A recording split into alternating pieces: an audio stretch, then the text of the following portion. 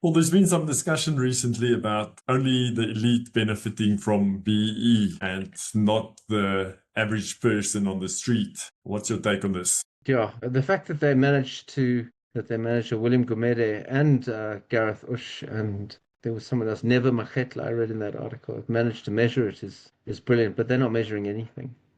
They're looking and they're saying, oh, well, there's a broad-based trust. How many beneficiaries are there? They're not asking the question whether they're actually getting any money as a result of their ownership or whatever. Chances are they're getting nothing. So yes, it's definitely a small elite, but the day of the BE deal is long gone. In fact, this is what they don't talk about. The change in the BE codes came as a result because of I need to choose my words very carefully. It was the view of Rob Davies that black businesses were deriving no benefit from BE because it was, and they weren't getting government business because government was asking for BE credentials in terms of issuing out tenders.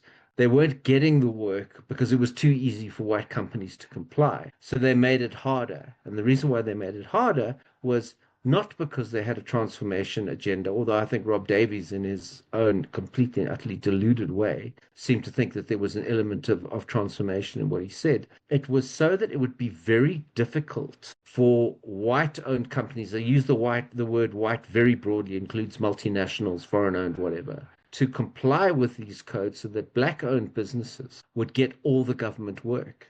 And that actually was that was that's the way it worked.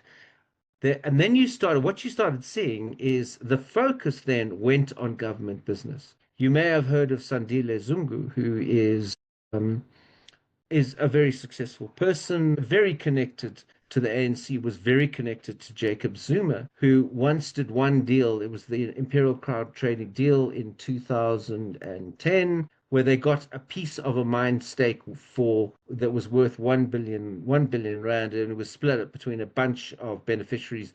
One was Zungu, the other and a couple of others, and then the Guptas were also beneficiary. And Zungu just said money for jam because he did absolutely nothing for it. And Zungu has done very, very well. His name's appeared again in the winner of the lotto thing.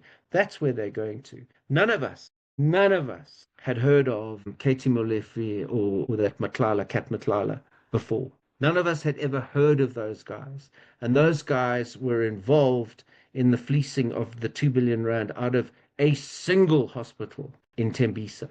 So we don't know about what else is going on. That's where the focus now is. So yes, those beneficiaries like Cyril did particularly well, and there are a few other people that have probably done particularly well.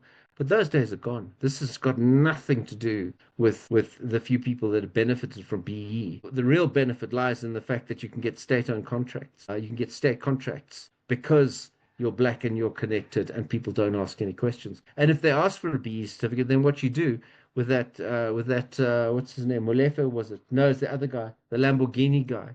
You produce such a false BE certificate, it's a joke. It's such a fraudulent certificate that it's a complete and utter joke, knowing probably full well that no one would ever check and you would have got away with it anyway. So, yes, they are right, but what BE represents now is completely different to what they're writing about.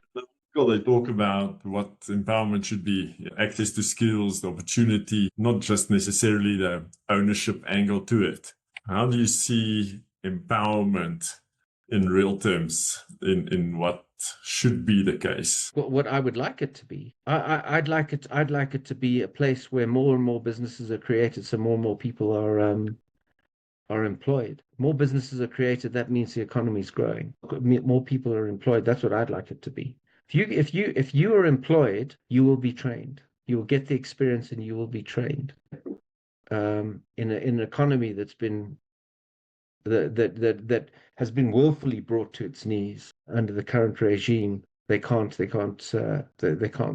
we've had none of that.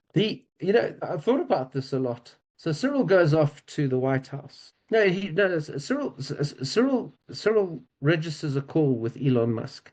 Now we're talking about Elon Musk. He's just a person. He's not a politician. Very wealthy person and a South African. Cyril has to book a call to speak to him. And Cyril says, this is BE, and this is how we do things here, and this is the law. If you want to come and trade here as Starlink, then you need to have 30% black ownership. It's the law. And Musk, being Musk, says, well, change the law. And Cyril is stuck at that point because what's he going to say? If Cyril had said, I tell you what, Mr. Musk, because of BEE, we can show that there are X numbers of businesses in the rural areas that employ X number of people that have X amount of extra income that would be able to make use of your service because of BEE, then Musk probably would have said, well, if I give away 30% of the equity, because I'm going to get a much bigger, my revenue is going to increase because of BE, he might have looked at it and said, although I don't think so, but he would have had a better chance. But this is the problem with Cyril, is he's got nothing empirical to show that the process has worked. It hasn't worked because it was never designed to work. It was just designed as a stick to use against companies who didn't do what you wanted it to do, so that you could call them racist or anti-transformation or wada. In I've gone off piece. the current laws around this suppress or hamper economic growth, or is it part of the reason we are potentially growing again? No, absolutely hamper economic growth. All those transformation laws hamper economic growth. Employment equity. If you got the employment equity requirements, which rightly so are being challenged by three different entities, Sakaliga, Niasa, and now Business Unity South Africa. They are challenging it because they have become so onerous. Companies will say, I'd much rather not grow more than 50 employees. They probably also say, well, listen, I've managed to, using Ownershield, I've managed to get to 51% ownership and over to be more than 50 million. I'd much rather see if I can keep below 50 million and if and see if I can increase my profit margins. I don't want my company to grow because it's just too onerous. It's going to cost me too much money. It's not worth the hassle. No, it's a complete and utter joke.